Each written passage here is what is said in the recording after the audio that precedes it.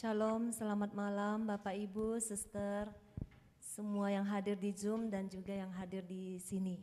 Terima kasih untuk kehadirannya malam hari ini.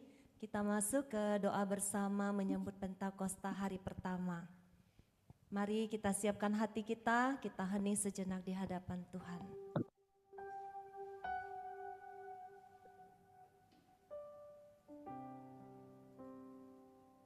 Dalam nama Bapa dan Putra dan Roh Kudus, amin. Bapa di surga, terima kasih untuk malam hari ini. Kembali Engkau kumpulkan kami anak-anak-Mu. Engkau lihat hati kami Bapa. Kami mau bawa hati yang haus dan lapar akan Roh-Mu. Kami rindu untuk memuji dan menyembah-Mu. Biarlah setiap mulut kami malam ini, mulut yang sungguh-sungguh memuji dan menyembah-Mu. Ada suara, ada hati yang terbuka. Ada mulut yang terbuka untuk menyanyikan pujian dan penyembahan ini. Ketika kami sungguh-sungguh memuji dan menyembah-Mu, Roh-Mu bertahta di atas pujian dan penyembahan kami. Dan Engkau bekerja mendatangkan kebaikan bagi setiap anak-anak-Mu. Kami bersyukur Bapa, Engkau izinkan kami kembali di dalam doa hari pertama menyambut Pentakosta ini. Seperti tahun yang lalu kami melihat kemuliaan-Mu dinyatakan, kami melihat Roh-Mu bekerja, dan kami tahu pasti malam ini Engkau juga bekerja dengan Roh-Mu. Engkau tidak akan melewatkan satu pun anak-anak-Mu di tempat ini. Segala kuasa-kuasa kegelapan, atmosfer di udara, apapun bentuknya yang menghalangi pekerjaan Tuhan malam ini, saat ini kami patahkan kuasa-Mu di dalam nama Yesus, di dalam nama Yesus. Setiap jaringan, setiap alat yang kami pakai, setiap peserta, kami semua disucikan, dikuduskan, ditahirkan oleh darah Yesus. Kami siap untuk memuji-Mu Tuhan, bawa kami masuk ke dalam hadirat-Mu. Amin. Amin. Mari kita nyatakan doa kita lewat lagu ini. Peganglah tanganku Roh Kudus setiap hari. Kita mau berjalan bersama Roh-Nya setiap hari.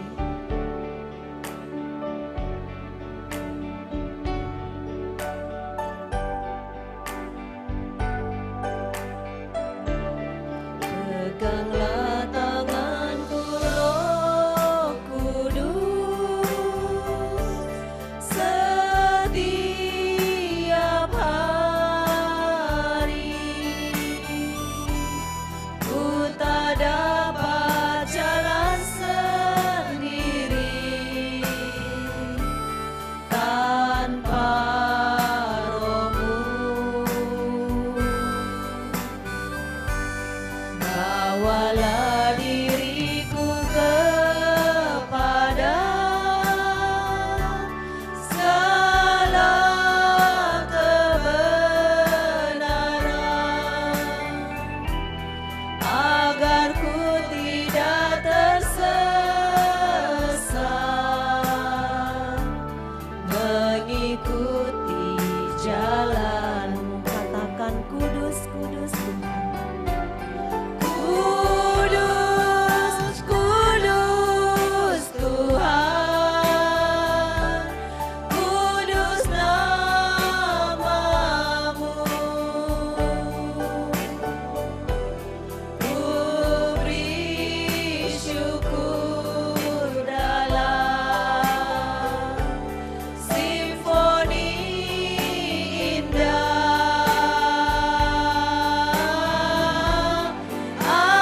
Ajaib, ajaib Tuhan, ajaib nama-Mu. Nama yang beri menang,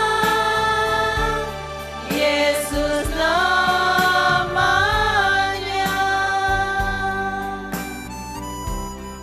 Ini kami Bapa, setiap anak-anak-Mu di tempat ini.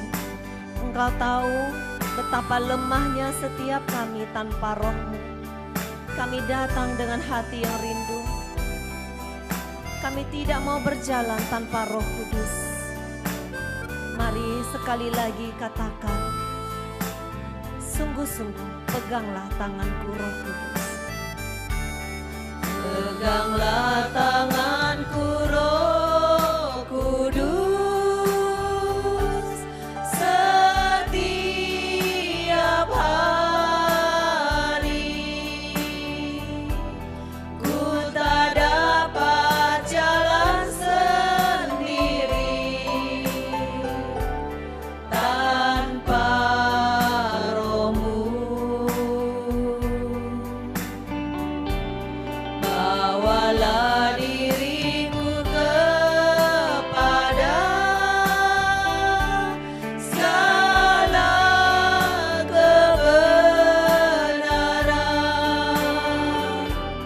agar ku tidak tersesat mengikuti jalan. Katakan kudus, kudus Tuhan. Kudus, kudus Tuhan, kudus nama-Mu.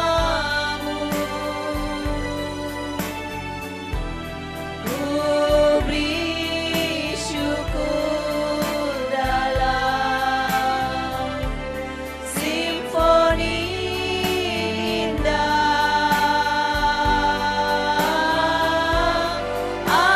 Ajaib, ajaib Tuhan, ajaib nama-Mu. Nama yang beri menang, Yesus namanya. Nama yang beri menang, Yesus namanya.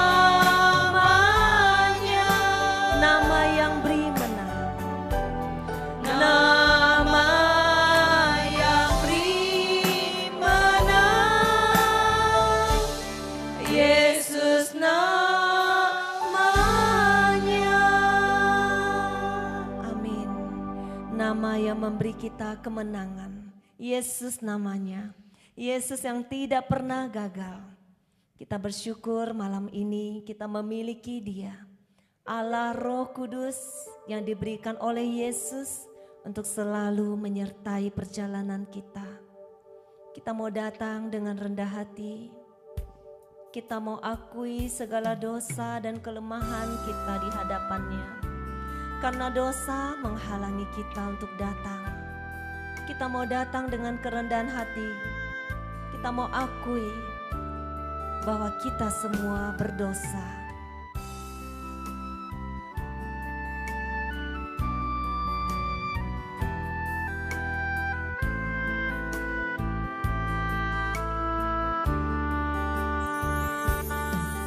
Ketika hatiku telah disakiti, ajarku memberi, hati mengampuni. Ketika hidupku telah dihakimi, ajarku memberi, hati mengasihi.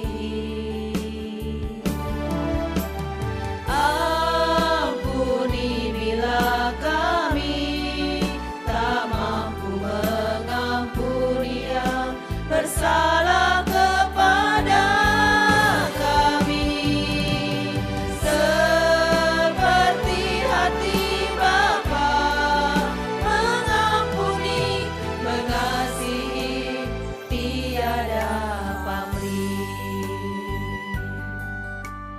Ini kami Tuhan, Engkau mengenal setiap kami. Tidak ada yang tersembunyi di hadapan-Mu. Engkau tahu cacat celah kami. Engkau tahu kelemahan kami. Engkau tahu kekerasan hati kami, ego kami. Tidak ada yang tersembunyi di hadapan-Mu. Saat ini kami datang dengan rendah hati Bapa. Engkau juga tahu betapa hati kami terluka, betapa kami hancur, betapa kami tersakiti. Kami mau datang, kami mohon rahmat-Mu, sehingga kami mampu untuk mengampuni. Kami mampu untuk melepaskan kepahitan di dalam hati setiap kami. Sekali lagi, katakan, ketika hatiku telah disakiti.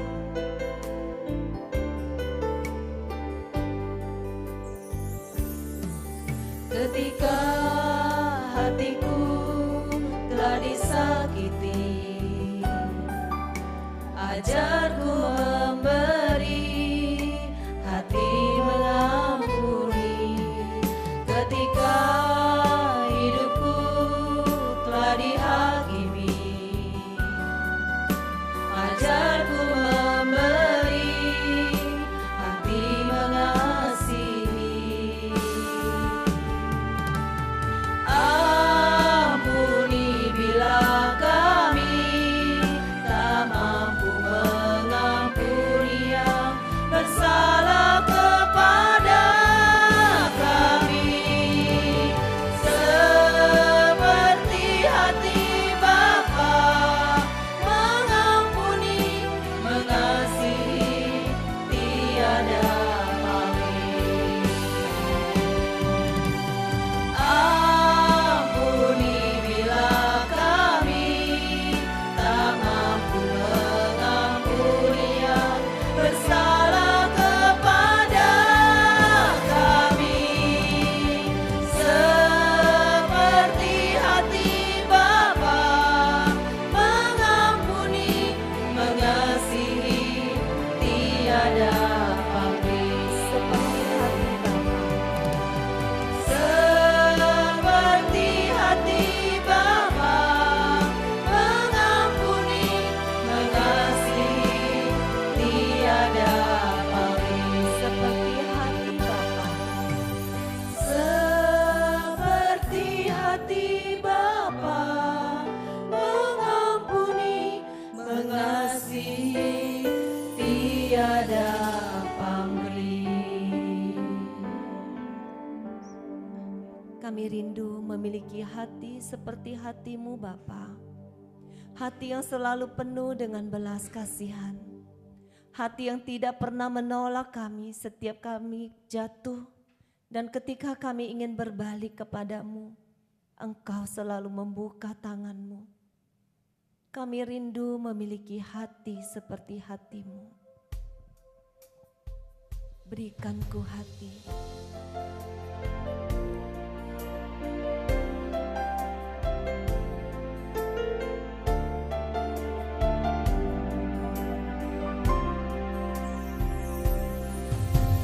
Berikanku hati seperti hati-Mu yang penuh dengan belas kasihan. Berikanku mata seperti mata-Mu, memandang tuaian di sekelilingku. Berikanku tangan-Mu untuk melakukan tugasku. Berikanku kaki-Mu melangkah dalam rencana-Mu. Berikanku,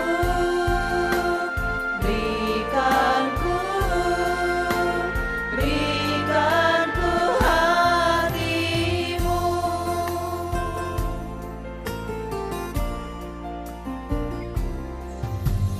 Berikanku hati seperti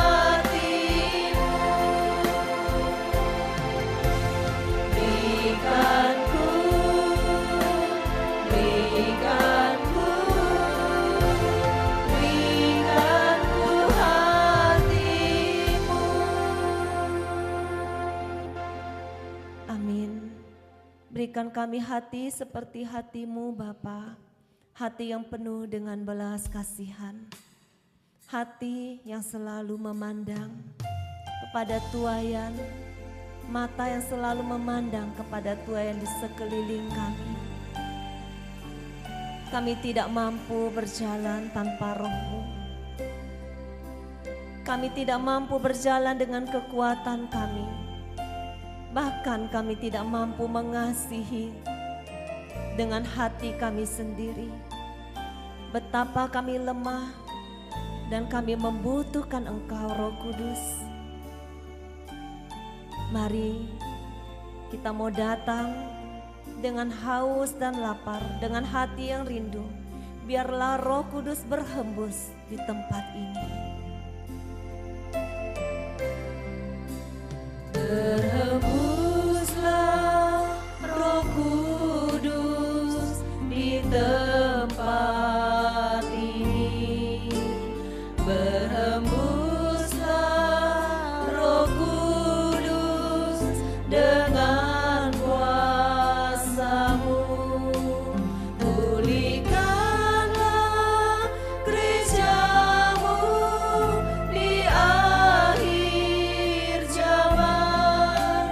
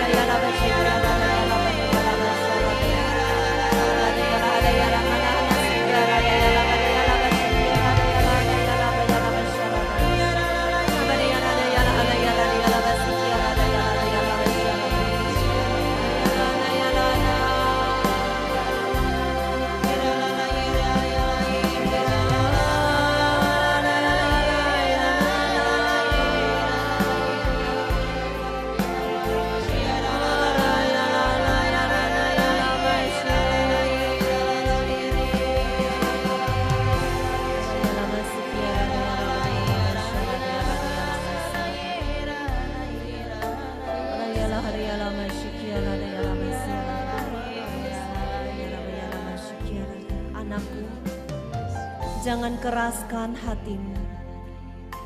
Aku rindu untuk melawat Engkau malam ini.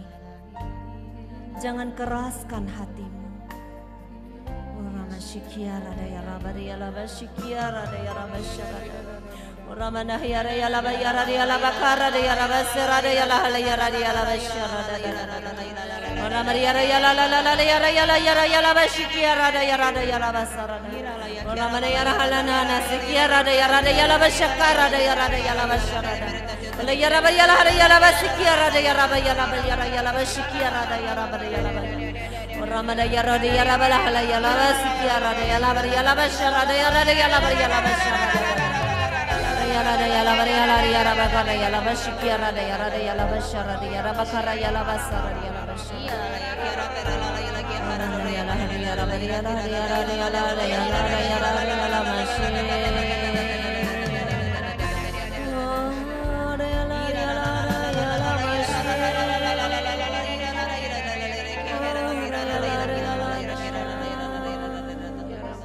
Terima kasih Bapa. Terima kasih karena kami anak-anak-Mu. Terima kasih Tuhan Yesus.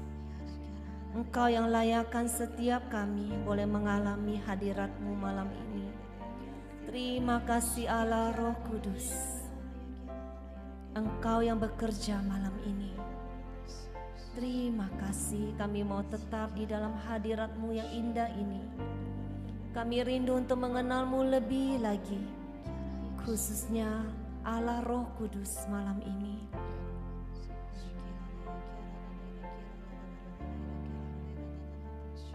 Roh Kudus, mampukan kami, hamba-Mu, pelayan-Mu, yang tidak ada artinya ini, Paulus dan Vila. Sucikan, kuduskan, dan tahirkan kami. Biar malam ini kami menjadi bejana-Mu yang kudus untuk menyampaikan isi hati-Mu. Biarlah setiap perkataan yang keluar dari mulut kami hanya berasal daripada-Mu. Dan setiap firman yang kami dengar boleh mengubah setiap hati kami. Bekerjalah ya Roh Kudus, kami siap untuk Engkau pimpin. Amin. Dalam nama Bapa dan Putra dan Roh Kudus. Amin.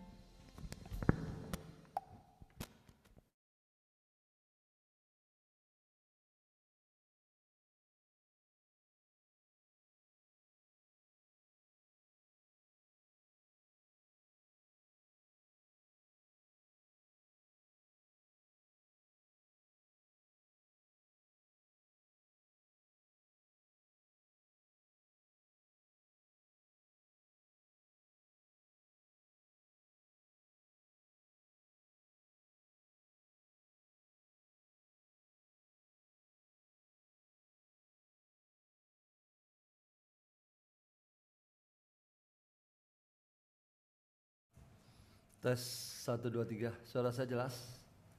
Bapak Ibu?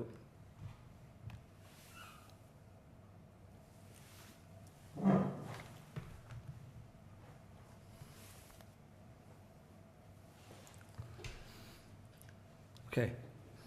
Selamat malam Bapak Ibu, suster semuanya. Selamat datang ke tempat ini. Malam hari ini saya mau mengajak kita untuk membuka dari Kisah Para Rasul bab 1. Silakan Bapak Ibu. Kisah Para Rasul bab 1. Ini adalah tahun, seingat saya ini adalah tahun ketiga kita bersama-sama berdoa selama 9 hari sampai nanti hari ke-10 untuk merayakan Pentakosta. Oke, Kisah Para Rasul bab 1. Silakan.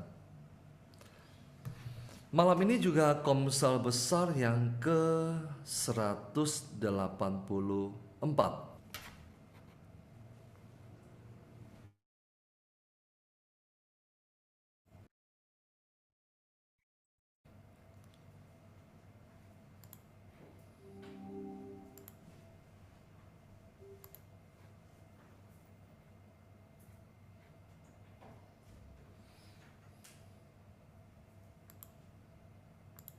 Oke, Sudah ketemu Bapak Ibu?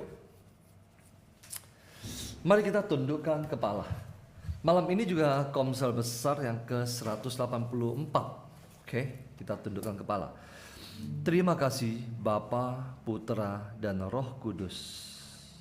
Terima kasih Tuhan. Bila pada malam hari ini kuasa Roh Kudus-Mu bekerja di antara kami. Secara khusus, singkapkan misteri kerajaan surga. Nyatakan kepada kami yang lapar dan haus akan Engkau. Pakai hamba-Mu ini Tuhan, sembunyikan hamba-Mu di belakang salib-Mu. Berfirmanlah Tuhan, kami siap mendengarkan. Amin.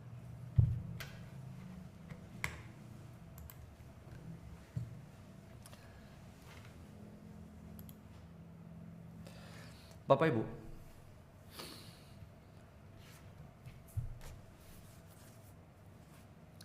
seperti yang tadi saya katakan, ini adalah tahun yang ketiga seingat saya, 2023, 2024, dan tahun ini 2025. Kita berdoa bersama selama 10 hari.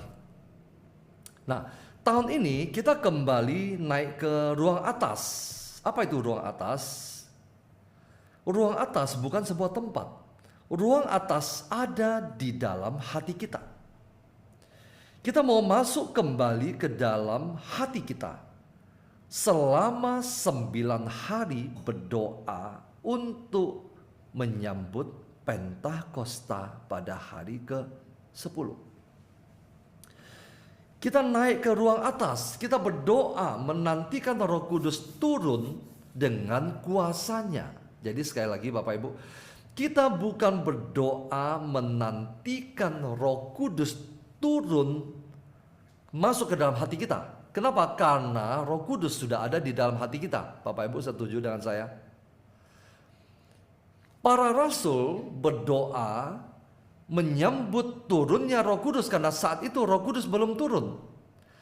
Tetapi kita semua berdoa saat ini menantikan Roh Kudus turun dengan kuasanya, powernya. Para rasul menantikan turunnya Roh Kudus. Kenapa? Roh Kudus belum turun, belum masuk ke dalam hati Abraham, Ishak, Yakub, Saul, Daud, Simpson, dan sebagainya. Elia, Elisa, belum. Tetapi para bapak-bapak bangsa dan para nabi pada zaman perjanjian lama, mereka, Roh Kudus turun menaungi mereka untuk melakukan pekerjaan Tuhan. Tetapi Roh Kudus turun secara khusus masuk dan tinggal di dalam hati secara pribadi belum. Kenapa? Karena Yesus belum datang dan Yesus belum disalib dan Yesus belum kembali ke surga. Oke. Mari kita buka dari Kisah Para Rasul bab 1 ayat 1. Hai Theophilus, dalam buku yang pertama, buku yang mana? Injil Lukas. Kenapa? Karena Kisah Para Rasul ditulis oleh Lukas. Buku yang pertama, aku menulis tentang segala sesuatu yang dikerjakan dan diajarkan Yesus sampai pada hari ia terangkat. Sebelum itu ia telah memberi perintahnya oleh Roh Kudus kepada rasul-rasul yang dipilihnya. Kepada mereka ia menunjukkan dirinya setelah penderitaannya selesai dan dengan banyak tanda ia membuktikan bahwa ia hidup. Sebab selama 40 hari ia berulang-ulang menampakkan diri dan berbicara kepada mereka tentang kerajaan Allah. Sesudah kebangkitan sampai kemarin 40 hari, Yesus masih berada di muka bumi untuk menyatakan, untuk hadir, untuk menampakkan diri kepada orang-orang percaya bahwa dia sungguh hidup. Pada suatu hari ayat keempat, ketika ia makan bersama-sama dengan mereka, ia melarang mereka meninggalkan Yerusalem dan menyuruh mereka tinggal di situ menantikan janji Bapa yang demikian katanya. telah kamu dengar daripadaku. Sebab Yohanes Pembaptis membaptis dengan air. Tetapi tidak lama lagi kamu akan dibaptis dengan Roh Kudus. Yohanes Pembaptis membaptis dengan air.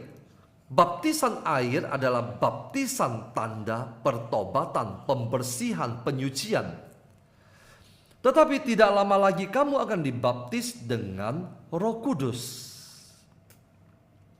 Maka bertanyalah mereka yang berkumpul di situ, Tuhan, maukah engkau pada masa ini memulihkan kerajaan bagi Israel? Kenapa mereka bertanya seperti itu? Karena Israel saat itu dijajah oleh bangsa Romawi. Jawab Yesus, engkau tidak perlu mengetahui masa dan waktu yang ditetapkan Bapa sendiri menurut kuasanya. Ayat ke-8. Tetapi kamu akan menerima kuasa. Sama-sama katakan menerima kuasa. Tetapi kamu akan menerima kuasa, power, kuasa.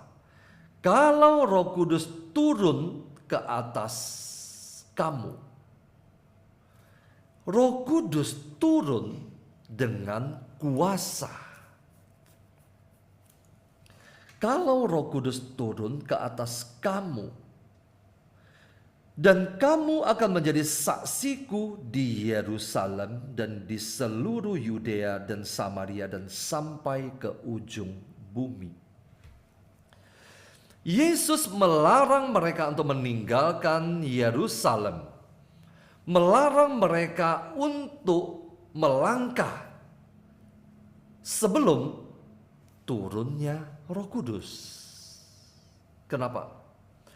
Sebelum turunnya Roh Kudus, mereka tidak sanggup melakukan pekerjaan Tuhan. Tetapi ketika Roh Kudus turun dengan kuasanya. Kuasa pertama yaitu membuat para murid menjadi manusia baru. Jadi, sebelum mereka dapat memberikan kesaksian, mereka membutuhkan Roh Kudus. Ketika Roh Kudus turun, Roh Kudus akan mengubah para murid. Dengan demikian mereka menjadi saksi. Yerusalem, Yudea, Samaria, dan sampai ke ujung bumi. Ayat ke-9. Sesudah ia mengatakan demikian, terangkatlah ia disaksikan oleh mereka, dan awan menutupnya dari pandangan mereka. Bapak Ibu, Yesus terangkat ke surga bukan sebuah dongeng, bukan cerita belaka, tetapi Yesus terangkat ke surga adalah sesuatu yang real, yang nyata. Kenapa? Disaksikan oleh banyak orang, disaksikan oleh mereka, dan awan menutupnya dari pandangan mereka. Mata jasmani terbatas untuk memandang Yesus yang terangkat. Ayat ke-10. Ketika mereka sedang menatap ke langit waktu Yesus naik itu, tiba-tiba berdirilah dua orang yang berpakaian putih dekat mereka dan berkata kepada mereka, "Hai orang-orang Galilea, mengapakah kamu berdiri melihat ke langit? Yesus ini yang terangkat ke surga meninggalkan kamu akan datang kembali dengan cara yang sama seperti kamu melihat dia naik ke surga." Bapak Ibu, bagaimana Yesus akan datang kedua kalinya nanti? Sama seperti dia terangkat, begitulah dia turun. Dia datang untuk kedua kalinya, akhir zaman nanti.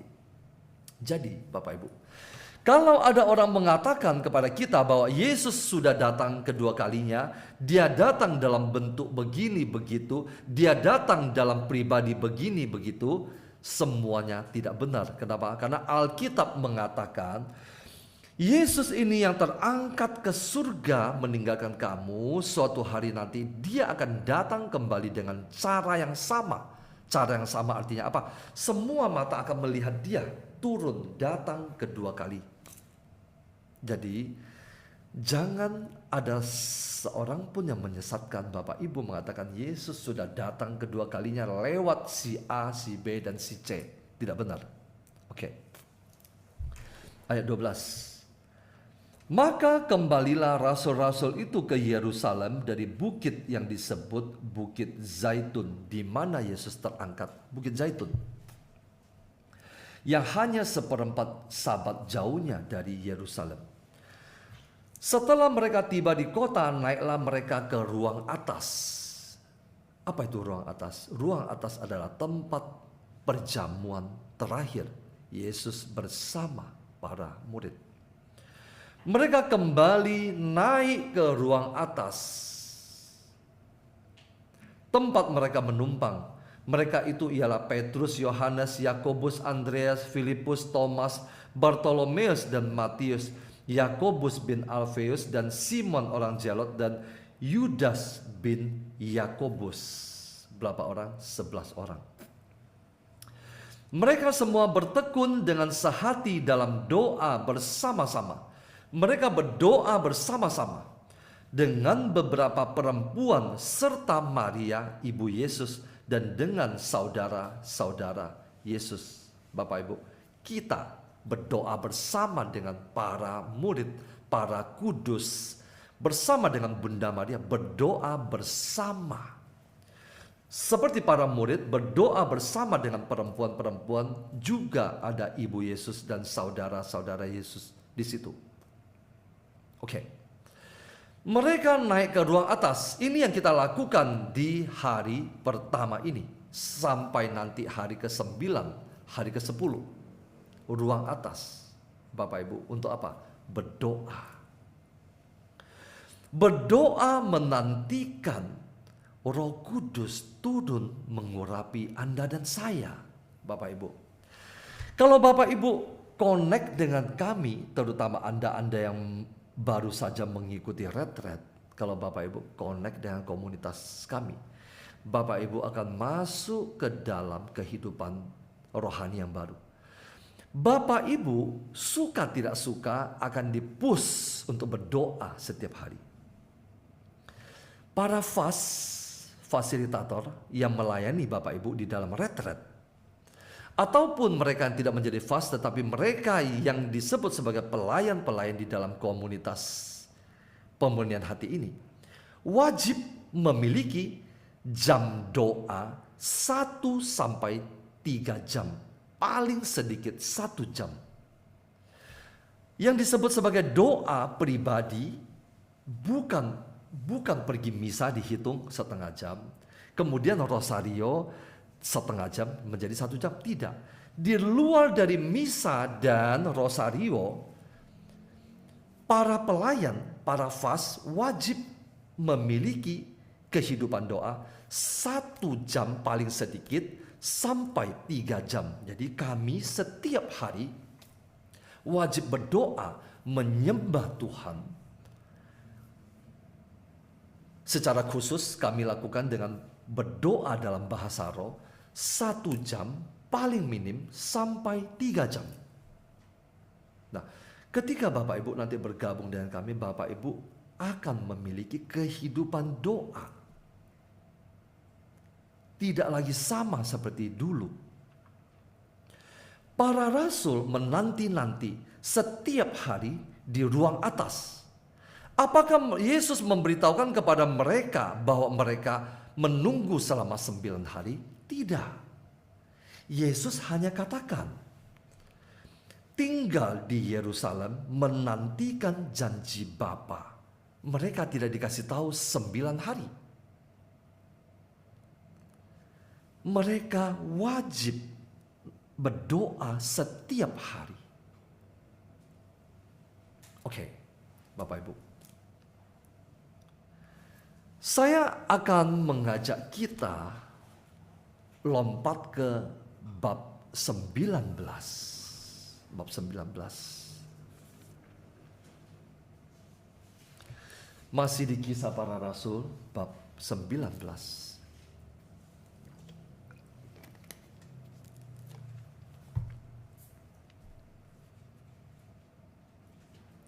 Sudah ketemu? Oke. Bapak Ibu, saya punya doa khusus setiap hari. Apa doa saya? Bukan minta mobil Mercedes terbaru, atau bukan minta rumah seperti istana, atau bukan minta harta berlimpah dan sebagainya, atau juga bukan minta omset saya naik 2-3 kali lipat. Setiap hari saya berdoa minta urapan Roh Kudus. Kenapa? Karena saya tahu Tuhan menghendaki begitu banyak orang menjadi host untuk Roh Kudus. Tadi saya baca sekilas tentang bab 19 ini. Mari kita lihat bersama-sama apa yang terjadi di sini. Ayat 1. Ketika Apolos masih di Korintus, Paulus sudah menjelajah daerah-daerah pedalaman dan tiba di Efesus, sebuah kota Efesus. Di situ didapatinya beberapa orang murid. Jadi kisah ini berbicara tentang gereja perdana. Saya langkahi sedikit. Kenapa? Karena kita belum sampai di Pentakosta. Tetapi saya langkahi sedikit. Jadi ketika gereja perdana baru mulai, para rasul menyebarkan Injil. Paulus yang sebelumnya dikenal sebagai Saulus adalah penganiaya umat Kristen. Tetapi sebuah jamahan dari surga mengubah 180 derajat seorang Saulus. Oke. Saulus adalah nama dalam bahasa Ibrani, Saul. Paulus adalah nama dalam bahasa Yunani. Ketika Apolos, salah satu penginjil, juga masih di Korintus, Paulus sudah menjelajah daerah-daerah pedalaman dan tiba di Efesus. Di situ didapatinya beberapa orang murid. Katanya kepada mereka, "Sudahkah kamu menerima Roh Kudus ketika kamu menjadi percaya?" Akan tetapi mereka menjawab dia, "Belum, bahkan kami belum pernah mendengar bahwa ada Roh Kudus." Lalu kata Paulus kepada mereka, "Kalau begitu, dengan baptisan manakah kamu telah dibaptis?" Saat itu belum ada formula yang baku seperti saat ini. Banyak orang mengatakan dia sudah dibaptis, tetapi dengan baptisan mana? Dengan baptisan mana kamu dibaptis? Jawab mereka, dengan baptisan Yohanes Pembaptis. Kata Paulus, baptisan Yohanes adalah pembaptisan orang yang telah bertobat, dan ia berkata kepada orang banyak bahwa mereka harus percaya kepada Dia yang datang kemudian daripadanya, yaitu Yesus. Ketika mereka mendengar hal itu, mereka memberi diri mereka dibaptis dalam nama Tuhan Yesus. Kenapa? Karena sebelumnya mereka baru dibaptis dengan baptisan Yohanes. Tentu saja Yohanes Pembaptis tidak membaptis dengan nama Yesus dan dengan Bapa, Putra, dan Roh Kudus. Tetapi pembaptisan Yohanes adalah pembaptisan mencurahkan air atau menenggelamkan, dan sebagai sebuah ritual untuk pembasuhan atau pembersihan dari dosa. Nah, ketika mereka mendengar tentang baptisan dalam nama Yesus, mereka memberi diri dibaptis. Jadi Paulus membaptis mereka. Dan ketika Paulus menumpangkan tangan ke atas mereka, Sesudah mereka dibaptis, mereka keluar dari air, Paulus menumpangkan tangan ke atas mereka. Turunlah Roh Kudus ke atas mereka. Pertanyaan saya, bagaimana orang bisa mengetahui bahwa Roh Kudus turun? Betul? Roh Kudus turun tidak kelihatan.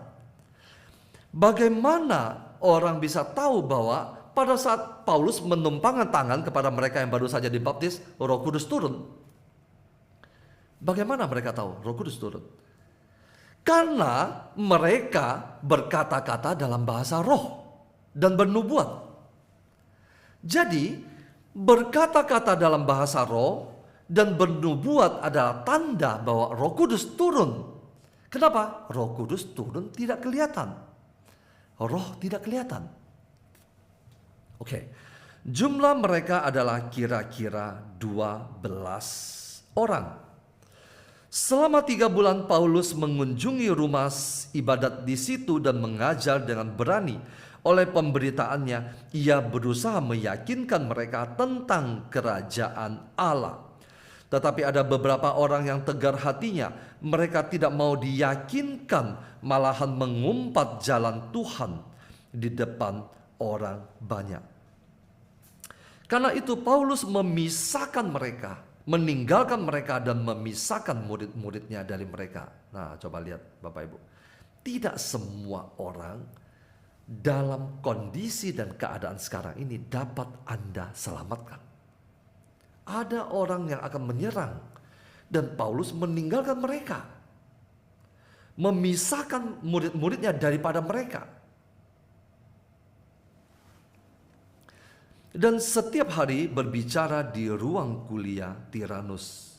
Ayat ke-10. Hal ini dilakukannya 2 tahun lamanya Paulus membimbing para murid di Efesus. Makanya kenapa ada surat Rasul Paulus kepada jemaat di Efesus. Karena jemaat di situ yang dia bangun. Setelah Paulus meninggalkan mereka, dia rutin menulis surat kepada mereka. Ada surat Rasul Paulus kepada jemaat di Efesus. 2 tahun lamanya. Sehingga semua penduduk Asia mendengar firman Tuhan, baik orang Yahudi maupun orang Yunani. Oleh Paulus, Allah mengadakan mukjizat-mukjizat yang luar biasa. Tadi saya katakan, Paulus menjadi host bagi Allah. Bahkan orang membawa sapu tangan atau kain yang pernah dipakai oleh Paulus dan meletakkannya atas orang-orang sakit, maka lenyaplah penyakit mereka dan keluarlah roh-roh jahat. Kuasa Allah bekerja melalui barang-barang yang disentuh oleh orang yang diurapi Tuhan, yaitu Rasul Paulus. Oke, apa yang mau saya sampaikan dari perikop ini? Ketika Rasul Paulus berjumpa dengan jemaat di Efesus, dia bertanya, "Sudahkah kamu menerima Roh Kudus ketika kamu menjadi percaya?" Mereka menjawab, "Belum, bahkan kami belum pernah mendengar bahwa ada Roh Kudus." Malam hari ini saya melontarkan pertanyaan yang sama. Sudahkah Bapak, Ibu, Suster menerima Roh Kudus? Banyak orang Katolik setiap hari mungkin bisa berdoa rosario 5 kali, tetapi tidak tahu apa itu Roh Kudus. Apa itu Roh Kudus? Bapak Ibu mungkin menjadi Katolik, Kristen puluhan tahun, tetapi tidak tahu apa itu Roh Kudus. Bagaimana mendeskripsikan Roh Kudus? Coba Laura, tolong saya tayangkan. Roh Kudus.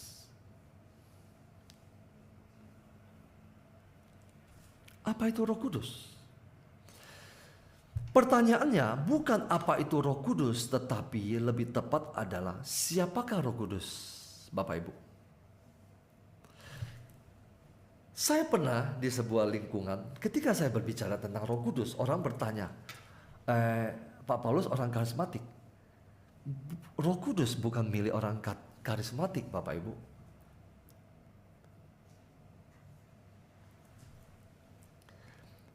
Siapakah Roh Kudus? Roh Kudus adalah pribadi ketiga dari Tritunggal. Saya paling suka menjelaskan ini. Dan saya tahu saya memiliki banyak kelemahan untuk menjelaskan tentang Roh Kudus. Kalau saya boleh meminta kepada Tuhan karunia, saya meminta karunia untuk menjelaskan Roh Kudus kepada banyak orang. Kenapa?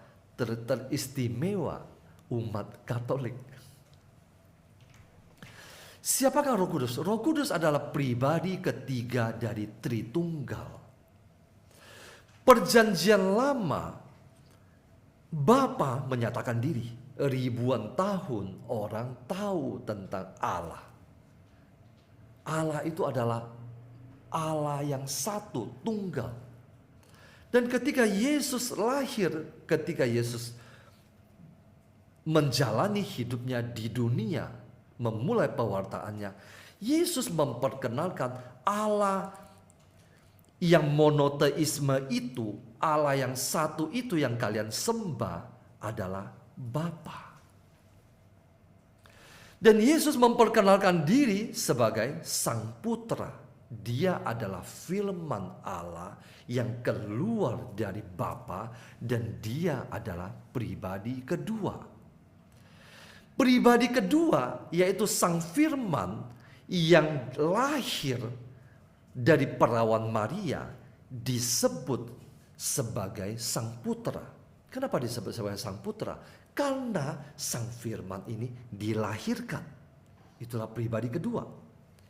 Lalu pribadi ketiga, kenapa pribadi ketiga tidak disebut sebagai anak Allah atau putra Allah? Karena pribadi ketiga Roh Kudus bukan dilahirkan, tetapi dihembuskan.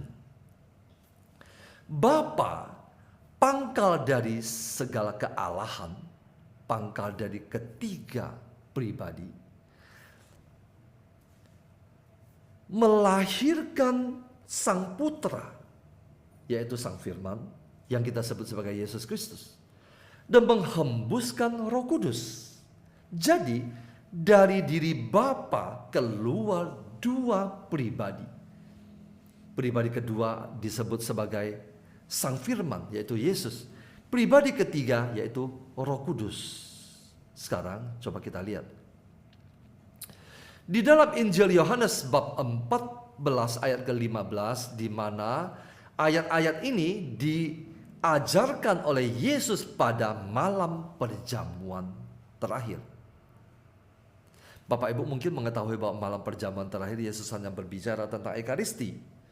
Tetapi kalau Bapak Ibu membaca Injil Yohanes, malam perjamuan terakhir Yesus berbicara banyak sekali teristimewa tentang Roh Kudus. Kenapa?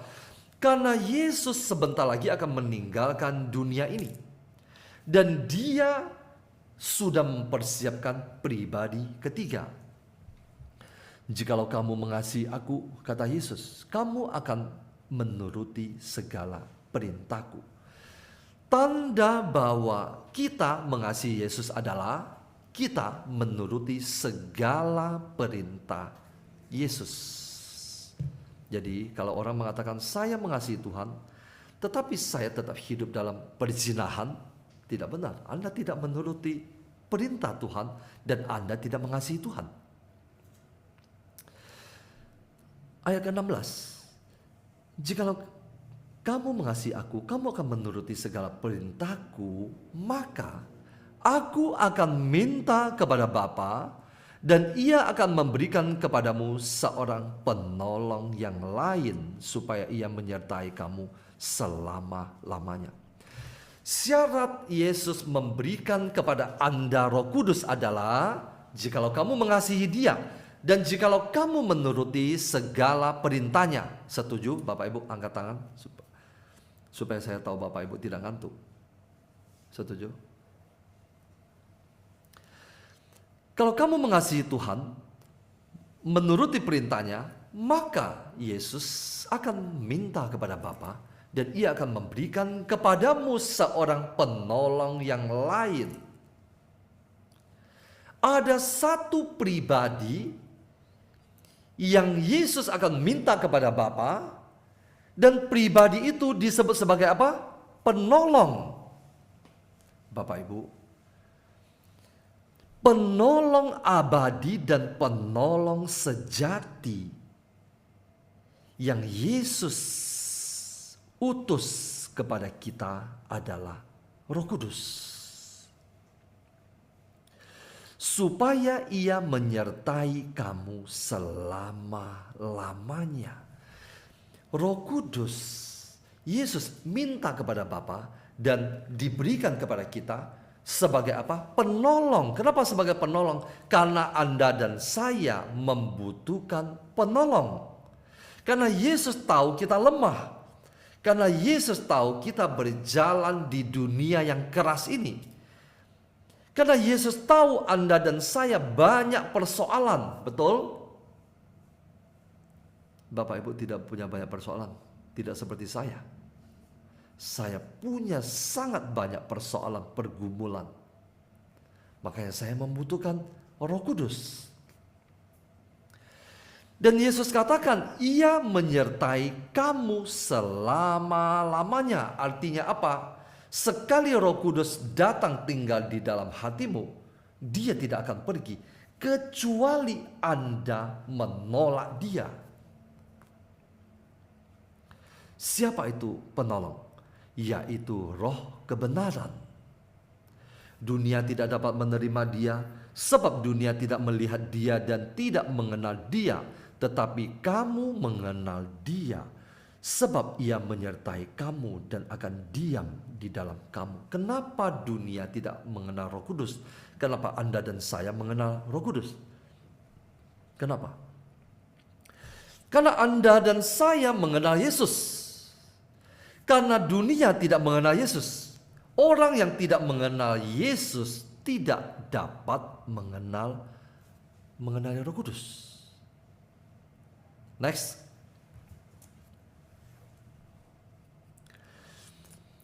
Ayat ke-23.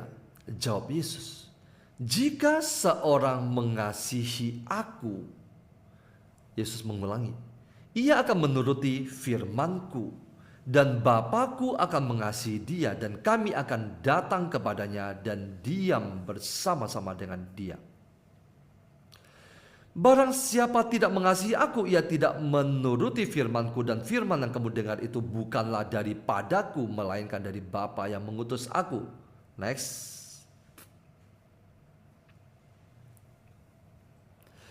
Semuanya itu kukatakan kepadamu selagi aku berada bersama-sama dengan kamu. Yesus mengatakan segala sesuatu kepada para murid. Kemudian ayat ke-26.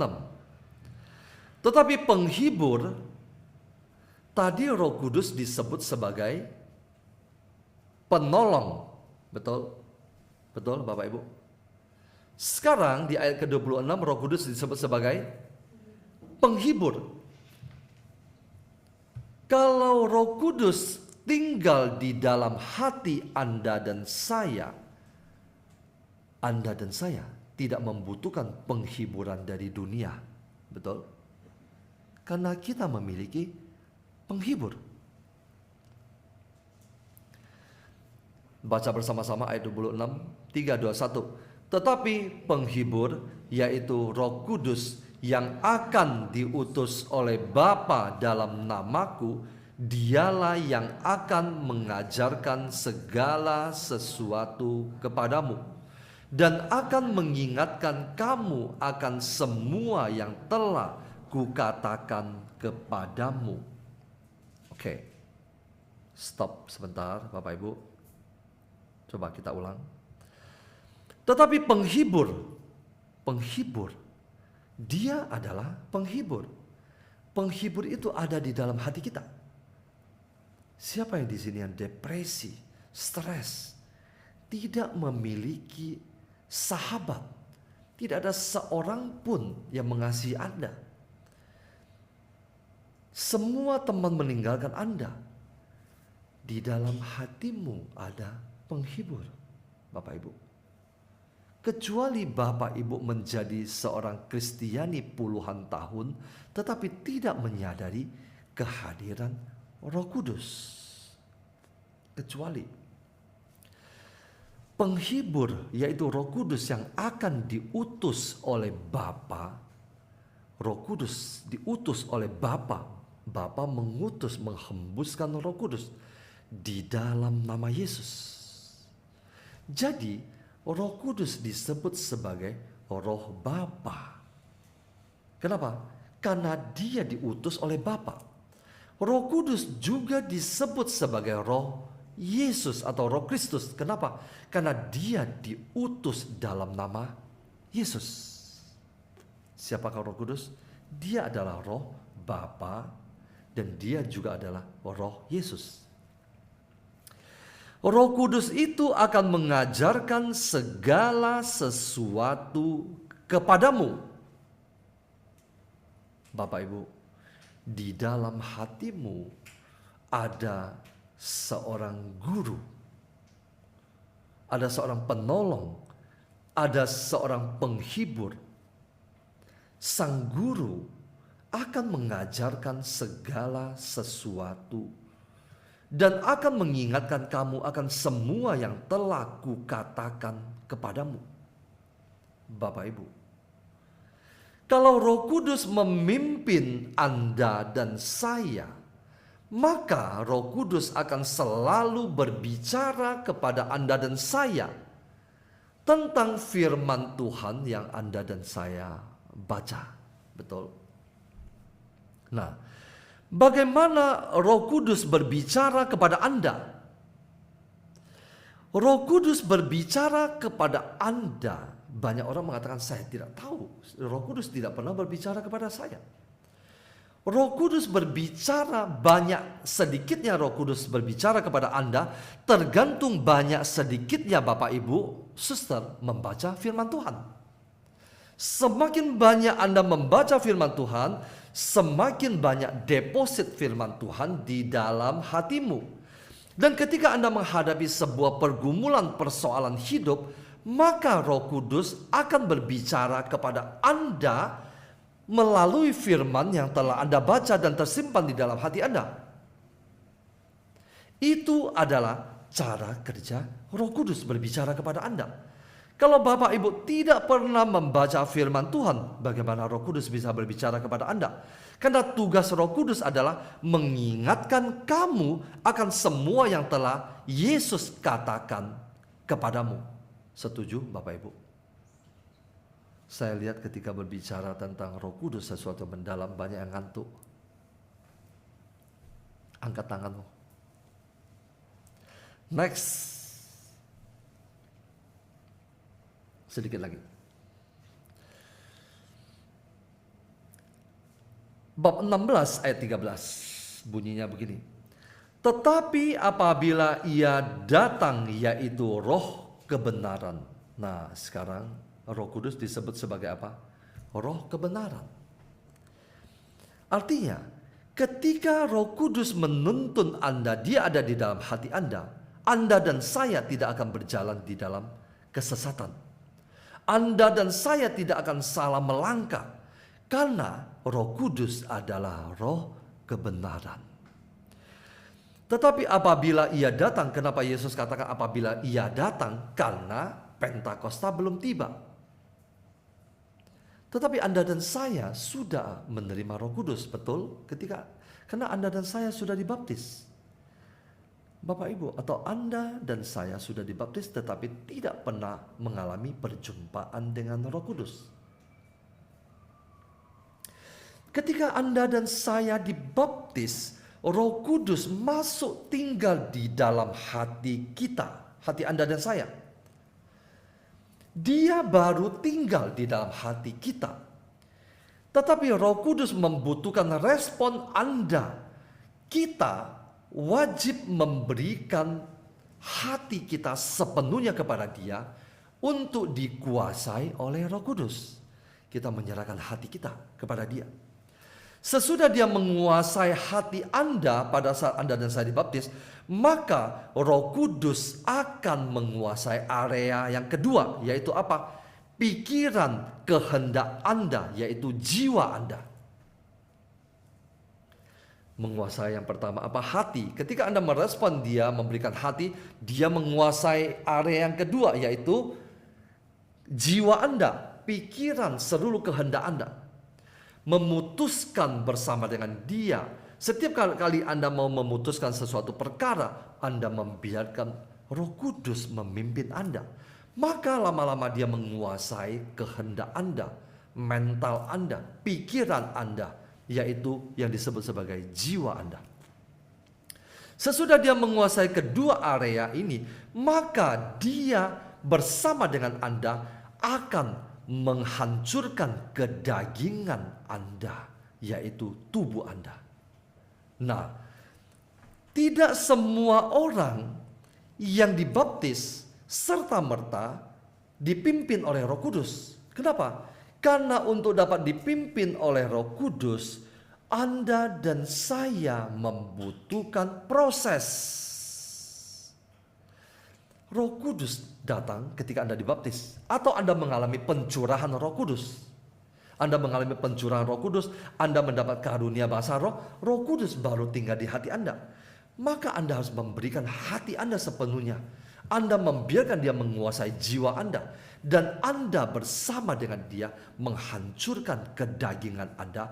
Maka Anda membiarkan diri dipimpin oleh Roh Kudus. Ia akan memimpin kamu ke dalam seluruh kebenaran. Terima kasih, Tuhan Yesus memberkati.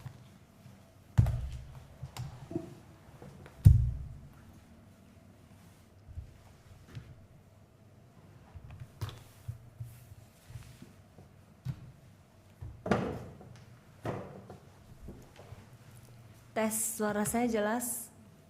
Saya lanjutkan, siapakah Roh Kudus? Ketika kita menantikan turunnya Roh Kudus, kita harus mengenal dulu siapa Roh Kudus itu. Roh Kudus adalah Yesus yang tidak terbatas. Yesus yang unlimited. Yesus yang bisa hadir dimanapun, kapanpun. Itulah Roh Kudus. Yohanes 16 ayat 7 berkata, "Namun benar yang kukatakan ini kepadamu adalah lebih berguna bagi kamu jika aku pergi." Ini Yesus mengatakan, adalah lebih berguna bagi kamu jika aku pergi. Sebab jikalau aku tidak pergi, penghibur itu tidak akan datang kepadamu. Tetapi jikalau aku pergi, aku akan mengutus Dia kepadamu.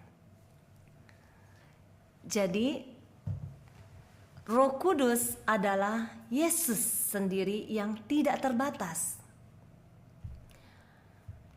Saya pernah sharingkan ketika saya pertama kali masuk ke gereja Katolik, ada Yesus di sana. Saya berkomunikasi, melihat salib itu, saya bercurhat. Yesusnya tidak kelihatan, Roh Kudusnya juga tidak kelihatan, tetapi memberi rasa aman, ada kasih yang mengalir, ada kekuatan, ada penghiburan. Itulah kehadiran Roh Kudus, Roh Yesus. Cuma saat itu saya tidak tahu itu Roh Kudus, saya cuma memanggil Dia Yesus. Saat kita berdoa, ada suara yang meneguhkan, atau mungkin yang bisa berdialog dengan Tuhan, itulah suara Roh Kudus. Di saat yang bersamaan mungkin ada orang lain juga mengalami kehadirannya, merasakan kekuatannya di tempat yang berbeda. Karena Roh Kudus tidak terbatas. Yesus sebelum Dia wafat dan kembali ke surga, Dia lahir di dunia ini dalam wujud fisik manusia. Murid-murid yang bersamanya mengalami kehadirannya secara fisik. Tetapi kehadiran Yesus terbatas saat itu. Saat Yesus berada di Galilea bersama muridnya, Kevin yang di Kelapa Gading tidak merasakan kehadiran Yesus. Atau ada yang di Bekasi tidak merasakan Yesus hadir di sana. Saat ini Roh Kudus adalah Yesus yang tidak terbatas, yang bisa hadir di mana-mana dengan rohnya. Karena itu Yesus katakan, adalah lebih berguna bagi kamu jika aku pergi, supaya dia bisa mengutus pribadi yang lain, yaitu rohnya, Roh Kudus. Dirinya yang tidak terbatas oleh ruang dan waktu. Seperti saat ini di dalam Zoom ini, ada yang mungkin dari Jerman, dari Cina, UK, Jakarta, Bekasi. Roh Kudus menyertai setiap kita saat ini secara pribadi. Di tempat kita masing-masing dengan kehadirannya secara roh yang tidak kelihatan, tetapi bisa Anda dan saya rasakan. Terutama di saat kita pujian penyembahan. Saat kita masuk hadiratnya. Itulah ruang hadirat Tuhan untuk merasakan dia hadir. Jadi saat Yesus berjanji akan menyertai setiap kita sampai akhir zaman, itu bukan janji gombal yang tidak ada bukti. Dia mengutus rohnya untuk menemani setiap kita sampai hari ini. Roh Kudus adalah roh Yesus sendiri. Ada dasar di dalam Alkitab. Kisah Para Rasul 16 ayat 6-7. Saya bacakan. Mereka melintasi tanah Frigia dan tanah Galatia karena Roh Kudus mencegah mereka untuk memberitakan Injil di Asia. Dan setibanya di Misia, mereka mencoba masuk ke daerah Bitinia. Tetapi roh Yesus tidak mengizinkan mereka. Jadi Roh Kudus, roh Yesus adalah satu. Roh Kudus itu roh yang tidak kelihatan secara jasmani. Beda dengan dulu Tuhan Yesus 2000 tahun yang lalu lahir di dunia ini. Bisa kita pegang, bisa kita lihat secara jasmani. Tetapi kehadiran Roh Kudus, walaupun tidak bisa kita lihat secara jasmani, bukan berarti dia tidak ada. Untuk benar-benar mengalami kehadirannya, tadi sudah dikatakan Pak Paulus, kita harus punya keintiman dengan firman Tuhan dan hidup doa kita. Makanya di dalam retret pemurnian hati 5 senjata, ketika kita melakukan doa, puasa, baca firman, pengakuan dosa, itu kita semakin peka dengan suara Roh Kudus. Karena dia roh. Yang menjadi persoalan kita umat Katolik, kita cenderung asing mendengar yang namanya Roh Kudus. Mungkin ada yang lebih dekat dengan Bunda Maria dibanding dengan Roh Kudus. Karena Bunda ada patungnya, kalau Roh Kudus nggak ada mungkin. Itu tidak boleh terjadi Bapak Ibu. Roh Kudus adalah bagian dari Allah Tritunggal. Dia harus menempati posisi yang sama dengan Bapa, Putra, dan Roh Kudus ketika kita berdoa. Roh Kuduslah yang menjadi penolong dan sahabat yang diutus Yesus untuk berjalan bersama kita setiap hari. Bunda Maria mendoakan kita. Tetapi yang menjadi penolong dan sahabat kita, menurut kitab suci, yang dikatakan oleh Yesus sendiri, itu adalah Roh Kudus. Dia mau menemani perjalanan kita di dunia ini lebih dari kesetiaan siapapun di dunia ini yang mau menemanimu. Tetapi sayangnya banyak orang tidak menyadari kehadirannya. Semoga setelah sesi malam ini kita semakin menyadari betapa kita membutuhkan Roh Kudus. Kita anak-anak Tuhan yang sudah dibaptis, kita diberi keistimewaan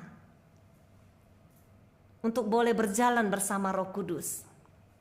Ketika kita tidak menyadari kehadirannya, kita tidak mungkin bisa berkomunikasi dengan dia, ngobrol dengan dia, berjalan bersama dia. Padahal Roh Kudus itu adalah kado yang terindah dari Bapa bagi setiap kita anak-anaknya. Pemberian Bapa yang terbaik setelah Bapa memberikan Yesus mati untuk kita di kayu salib. Yesus diberikan Bapa terlebih dahulu untuk menebus kembali hutang dosa kita. Setelah kita ditebus oleh darah Yesus lewat baptisan, Bapa berikan lagi pemberian yang terbaik yang paling kita butuhkan untuk memastikan perjalanan kita berhasil sampai akhir, yaitu Roh Kudus. Lukas 11 ayat 13 berkata, "Jadi jika kamu yang jahat tahu memberi pemberian yang baik kepada anak-anakmu, apalagi Bapamu yang di surga, Ia akan memberikan Roh Kudus kepada mereka yang meminta kepadanya." Apapun yang Anda dan saya minta di dunia ini, entah yang datang karena sakit minta sembuh, yang sedang miskin minta kaya, atau minta pemulihan keluarga, minta kesuksesan, ada satu permintaan yang terpenting dan terbaik yang paling kita butuhkan selama kita masih di dunia ini, yaitu minta Roh Kudus. Minta Rohnya hadir, tinggal, dan memenuhi seluruh tubuh, jiwa, dan roh kita. Menuntun setiap langkah kita setiap hari supaya kita selamat sampai ke surga. Karena Roh Kudus itu Roh Allah. Berjalan bersama Roh Kudus, tidak ada musuh yang bisa mengalahkanmu. Kita sudah belajar bahwa di dunia ini kita tuh peperangan. Ada musuh yang tidak kelihatan yang akan selalu menggagalkan kita supaya gagal sampai di rumah Bapa. Tanpa Roh Kudus, kita tidak mungkin bisa berhasil. Makanya kenapa Bapa bilang pemberian yang terbaik buat kita itu adalah Roh Kudus. Bukan harta, bukan kekayaan, bukan jabatan.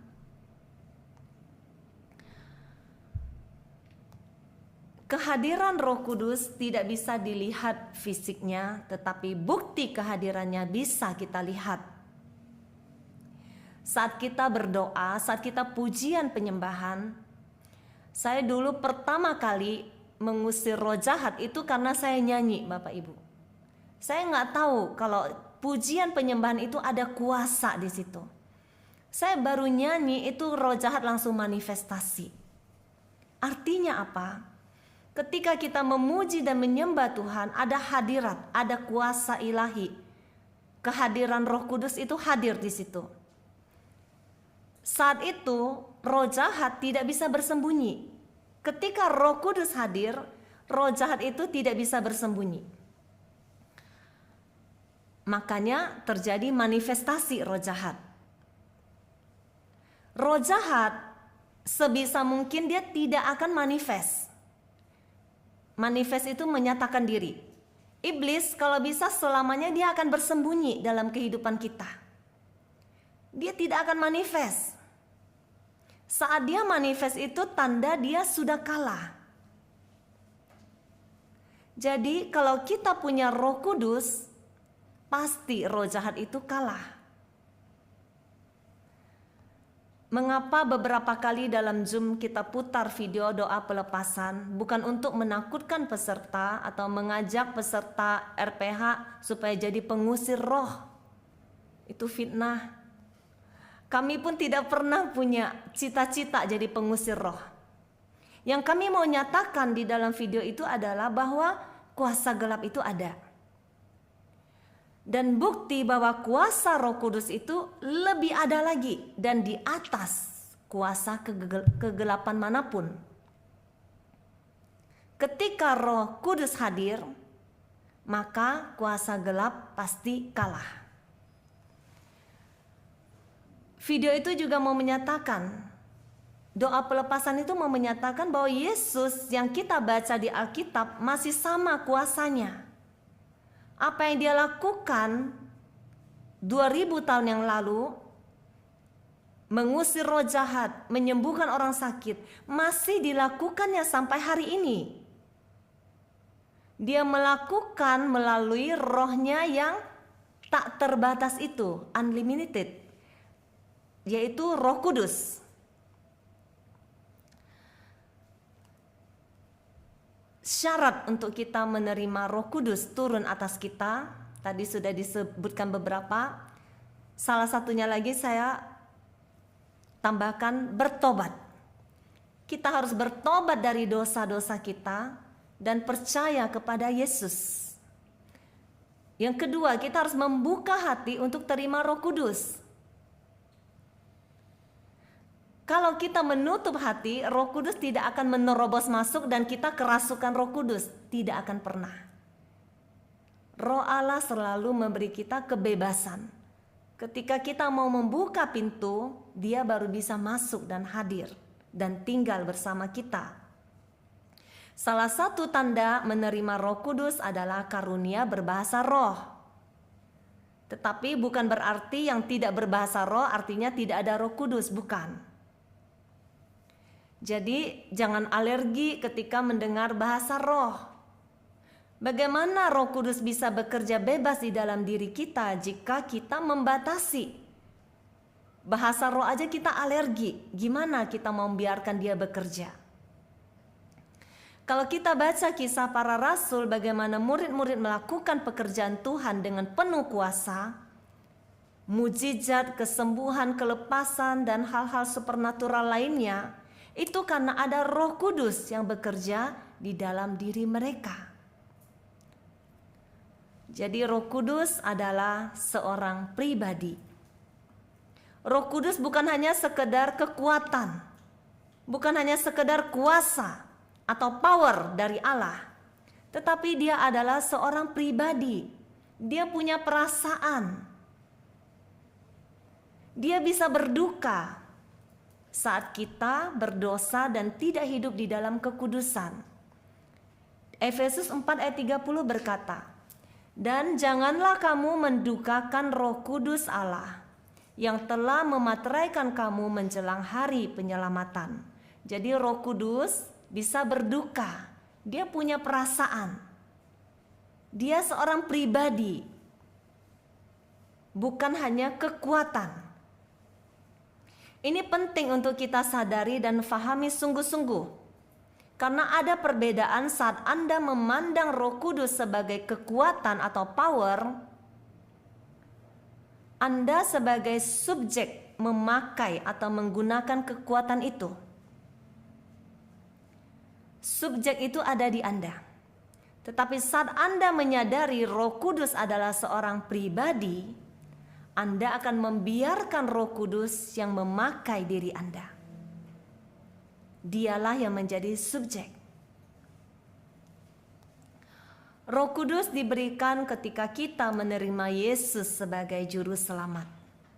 Bukan sebagai hadiah karena kita sudah kudus, tetapi karena darah Yesus yang menguduskan kita.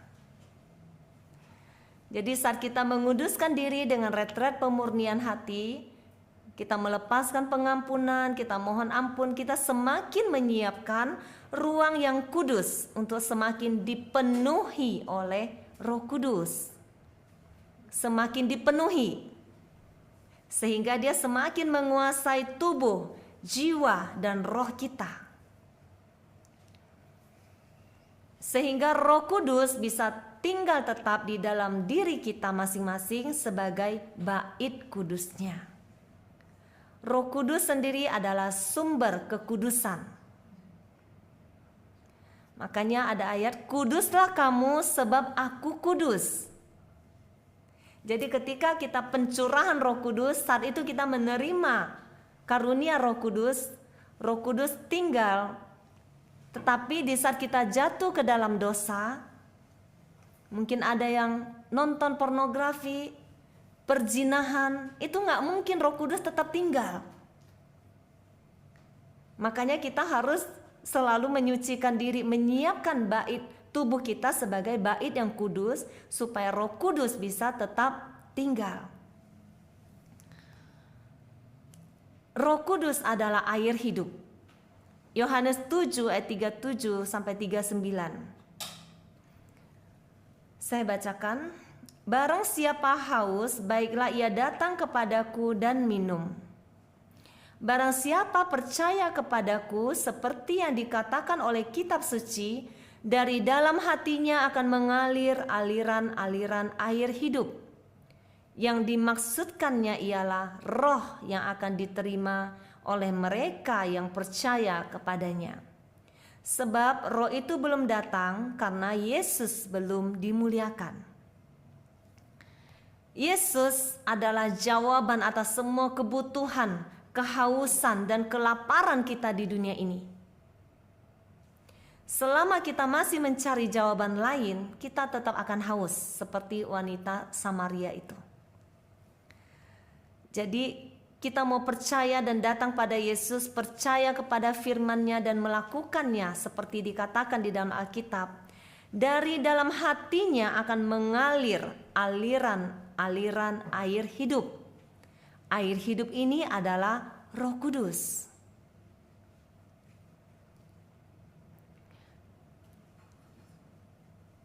Ayat ini juga relate dengan kisah wanita Samaria yang di sesi pendahuluan. Dia mau menimba air di sumur Yakub, tetapi Yesus menawarkan air hidup. Itulah Roh Kudus. Roh Kuduslah yang menjadi sumber kekuatan, sumber kekudusan untuk memampukan kita semua hidup kudus. Hidup menjadi saksi seperti Yesus. Sehingga kita mampu sampai kepada tujuan, yaitu hidup kekal di surga. Jadi seperti di dalam Yohanes 4 ayat 13 berkata,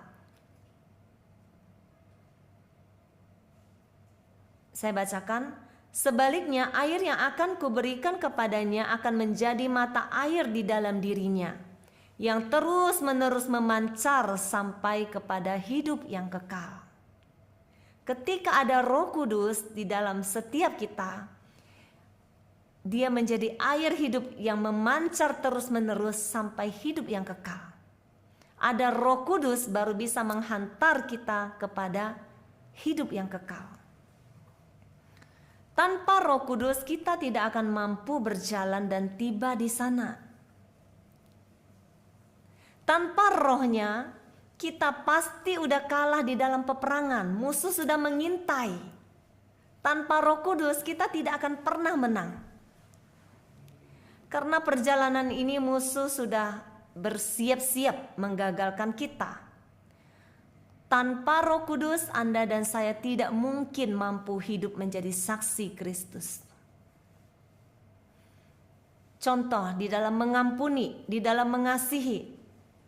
Kita tidak mampu secara manusia dengan kekuatan kita untuk mengampuni. Tetapi jika ada Roh Kudus di dalam diri kita, Dialah yang memampukan setiap kita.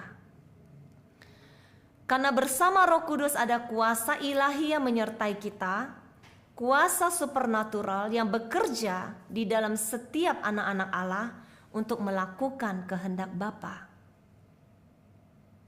Tanpa Roh Kudus, gereja hanya sebuah lembaga, bukan tubuh Kristus yang hidup. Ketika Roh Kudus hadir, Dia bekerja dengan bebas, Dia akan menyatakan kuasanya. Kita bisa melihat Allah hidup, itu dinyatakan oleh Roh Kudus. Iblis dikalahkan, pekerjaan-pekerjaan besar mujizat dinyatakan, kesembuhan, kelepasan, pemulihan dari Tuhan. Itu semua dikerjakan ketika ada Roh Kudus. Kisah 1 ayat 8 berkata, tetapi kamu akan menerima kuasa kalau Roh Kudus turun ke atas kamu, dan kamu akan menjadi saksiku di Yerusalem dan di seluruh Yudea dan Samaria dan sampai ke ujung bumi. Tanpa Roh Kudus kita tidak bisa menjadi saksi bahkan di Yerusalem. Yerusalem itu keluarga kita sendiri. Anda dan saya adalah anak Allah yang diberi kuasa. Saat Roh Allah yaitu Roh Kudus tinggal tetap di dalam diri kita. Anda dan saya hanya membutuhkan Roh Kudus di dalam perjalanan ini untuk mengubah manusia lama kita. Untuk semua list doa yang sedang kita tulis saat ini, untuk semua permohonan kita membutuhkan Roh Kudus bekerja di dalam diri kita. Karena itulah Bapa memberikan Roh Kudus sebagai pemberian yang terbaik. Karena dengan bersama Roh Kudus kita baru bisa mendapatkan apa yang dijanjikan Tuhan di dalam hidup kita. Amin. Tuhan Yesus memberkati. Kita masuk ke dalam doa.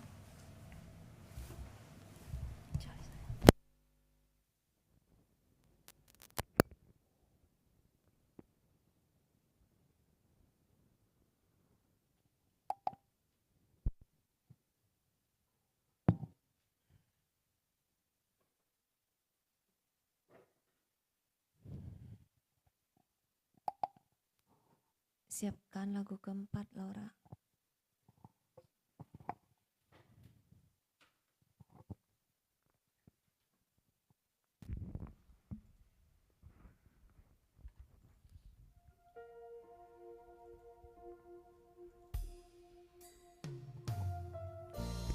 Bapak Ibu, siapkan hatimu, kita mau berdoa, kita mau menyembah Tuhan, kita mau membiarkan Roh Kudus dengan segala kuasanya mengurapi hidup kita. Siapkan hatimu, Bapak Ibu.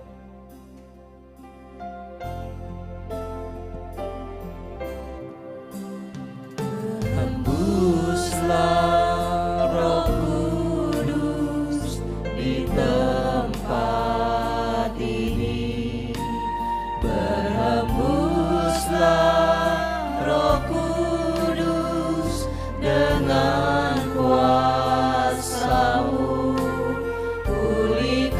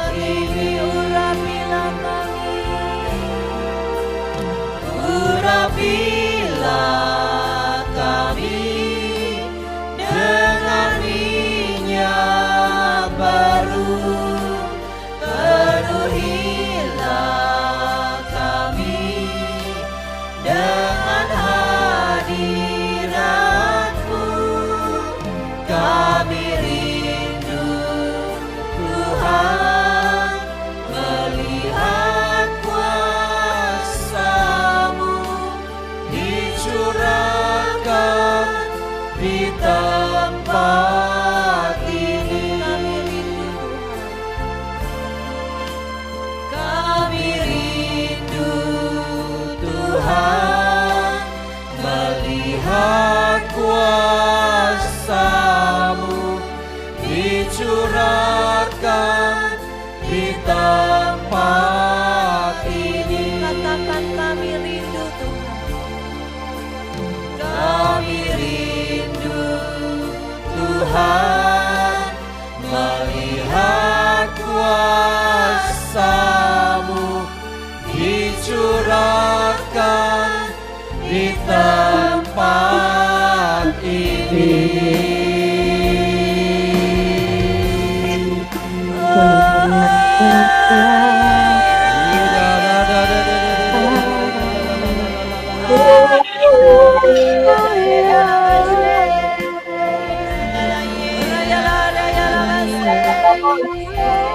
Angkat suaramu, sembah Dia.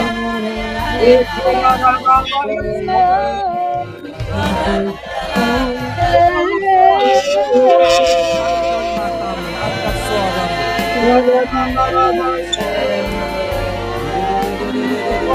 Pejamkan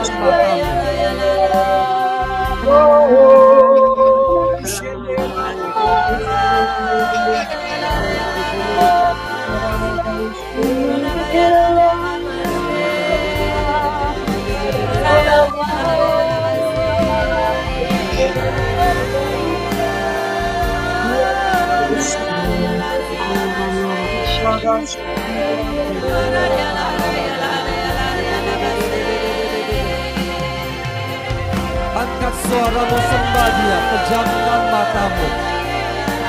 Pejamkan matamu.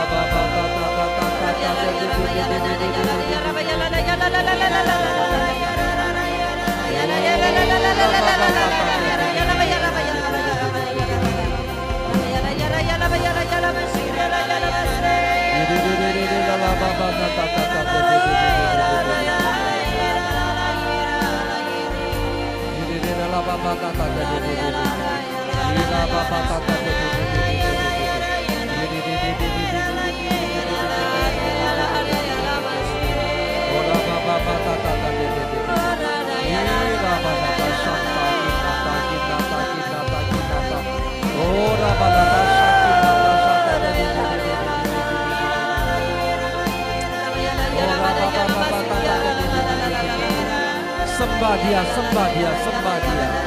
Pejamkan matamu. Tutup matamu, pejamkan matamu, sembah Dia, sembah Dia,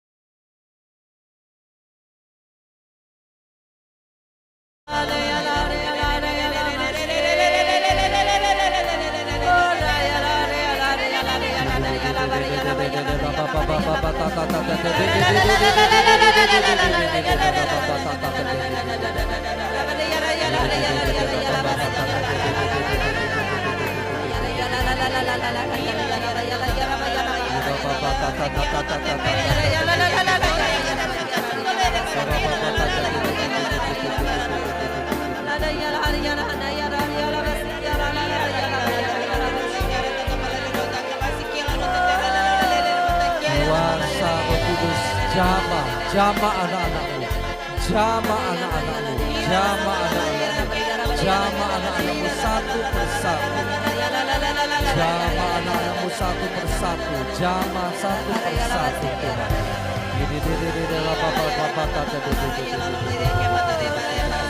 Ini Ira baba tata Ira baba tata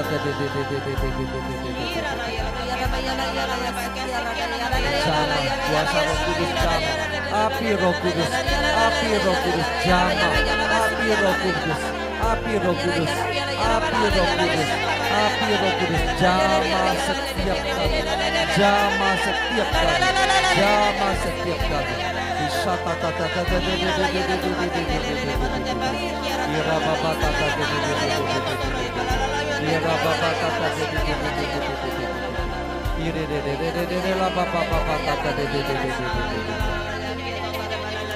Buka hatimu, buka hatimu, buka hatimu. Terima urapan Roh Kudus, terima urapan Roh Kudus, terima urapan Roh Kudus, terima urapan Roh Kudus, terima urapan Roh Kudus. Buka hatimu, rindukan Dia, rindukan Dia, rindukan Dia, rindukan Dia.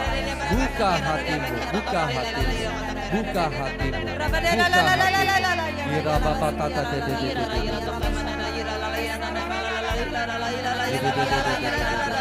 Ira baba baba tata tata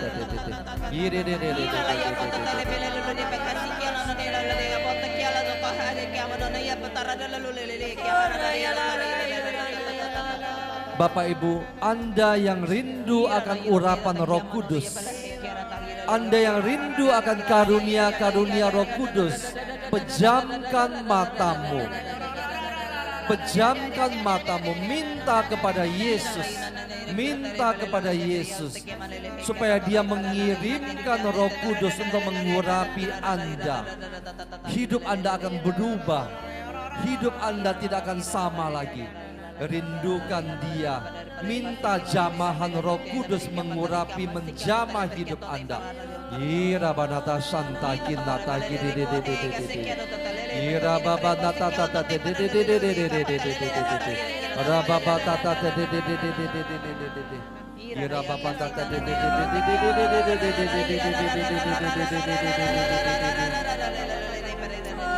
Ira baba tata Ira banata santa kinata Ira Ira baba tata Ira baba tata Ira baba tata Ira baba tata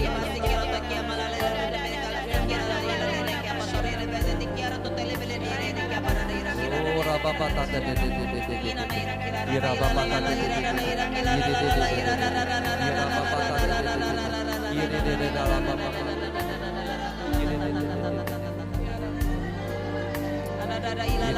baba Ora banata santa kinata Ira banata santa kinata.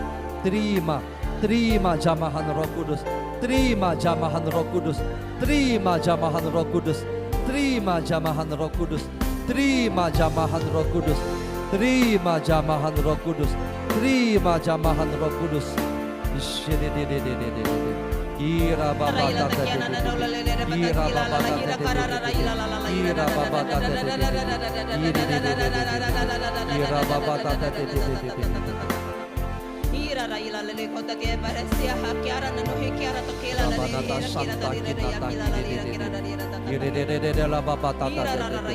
Terima jamahan Roh Kudus, terima jamahan Roh Kudus. Kuasa Roh Kudus menjamah, kuasa ilahi menjamah, kuasa ilahi menjamahmu, mengubah hidupmu, mengubah hidupmu, mengubah hidupmu, mengubah hidupmu. Ira banata santa kinata, ira baba tata. Kuasa Roh Kudus menjamah engkau.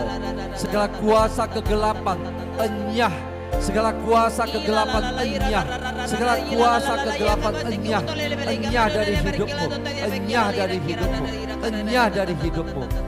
Ira baba tata Ira baba tata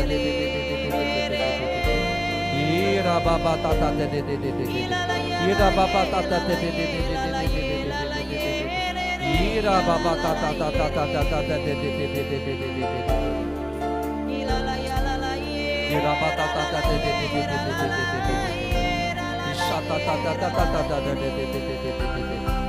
Oh, kuasa ilahi menjamamu satu persatu, menjama engkau, menjama engkau, menjama engkau, menjama engkau.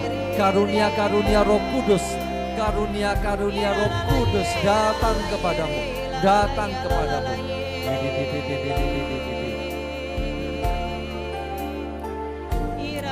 Terima urapan Roh Kudus, terima urapan Roh Kudus, terima urapan Roh Kudus, terima urapan Roh Kudus, terima urapan Roh Kudus, terima urapan Roh Kudus, terima urapan Roh Kudus, terima urapan Roh Kudus, terima urapan Roh Kudus, terima urapan Roh Kudus, terima urapan Roh Kudus membebaskanmu, membebaskanmu, membebaskanmu dari segala roh kenajisan, membebaskanmu dari segala roh kenajisan.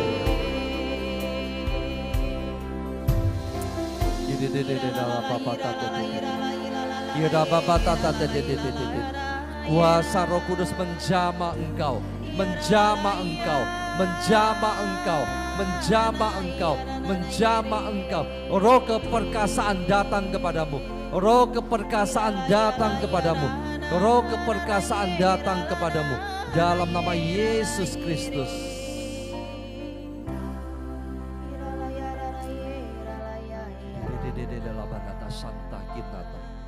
Kira banata santa kinata, kira babanata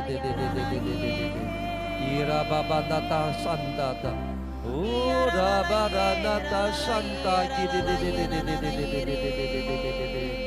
kira babanata santa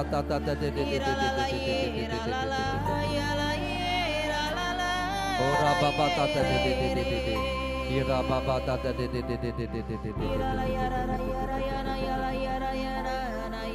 kuasa ilahi mengalir, membersihkan engkau, membersihkan engkau.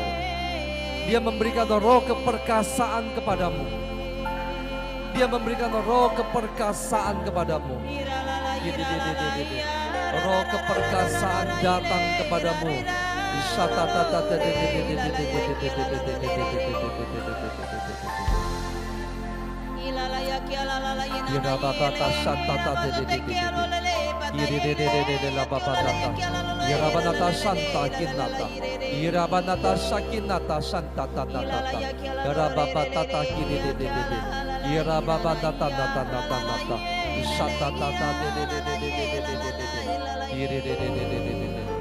Terima kasih Tuhan.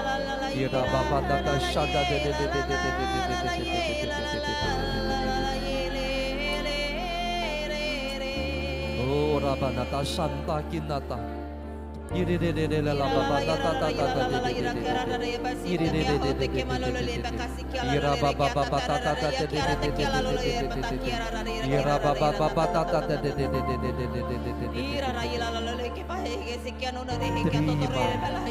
Terima kasih Tuhan. Terima kasih Tuhan.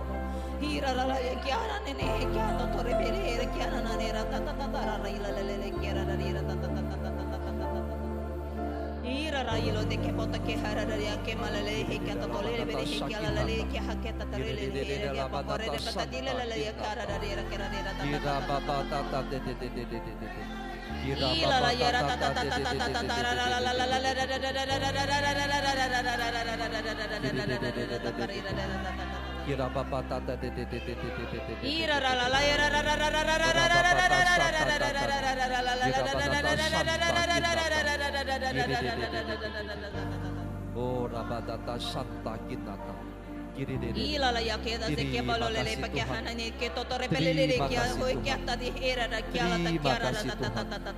Terima kasih Tuhan.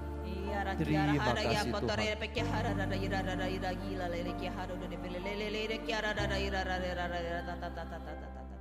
Rasakan kuasa ilahi. Rasakan Roh Kudus mengurapi Anda. Rasakan Roh Kudus turun dengan karunia-karunia-Nya. Rasakan damai, sejahtera dan sukacita. Rasakan damai, sejahtera, dan sukacita. Dunia tidak dapat mengenali dia, tetapi engkau mengenali dia. Ketika engkau mengenal Yesus, maka engkau akan mengenal Roh Kudus. Dia adalah Roh Yesus. Dia tinggal di dalam hatimu. Dia adalah Sang Penolong. Dia adalah Sang Penghibur. Anda tidak membutuhkan hiburan dari dunia ini.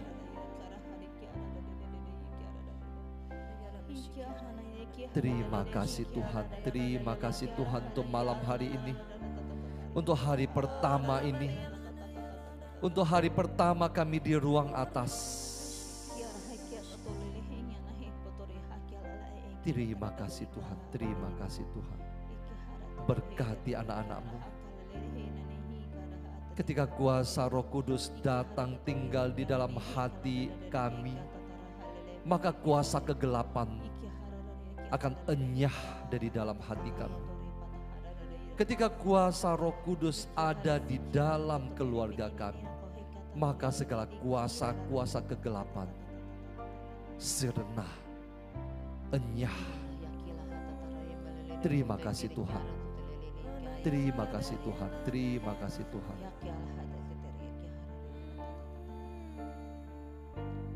Berkati kami pada malam hari ini satu persatu Tuhan.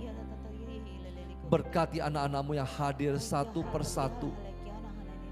Berkati keluarga mereka, pasangan hidup mereka, anak-anak mereka, pekerjaan mereka, perjuangan mereka, pergumulan mereka melawan dosa. Berkati mereka, berikan mereka kekuatan Tuhan. Terima kasih Tuhan, terima kasih Tuhan, di dalam nama Yesus Kristus Engkau berkati anak-anak-Mu. Kiranya berkat dari Allah Bapa kita, kasih karunia dari Tuhan kita Yesus Kristus, dalam persekutuan dengan Allah Roh Kudus yang tinggal di dalam hati Anda dan saya, memberkati kita sampai selama-lamanya. Amin. Kemuliaan kepada Bapa dan Putera dan Roh Kudus, seperti pada permulaan, sekarang, selalu, dan sepanjang segala abad. Amin. Dalam nama Bapa dan Putera dan Roh Kudus. Amin. Terima kasih Bapak Ibu. Kita besok malam jam 8 ya, jam 8 malam, dan selanjutnya jam 8, kecuali Jumat jam 7.30. Oke? Kita akan ketemu kembali besok di hari yang kedua. Kita foto dulu ya sebelum bubar.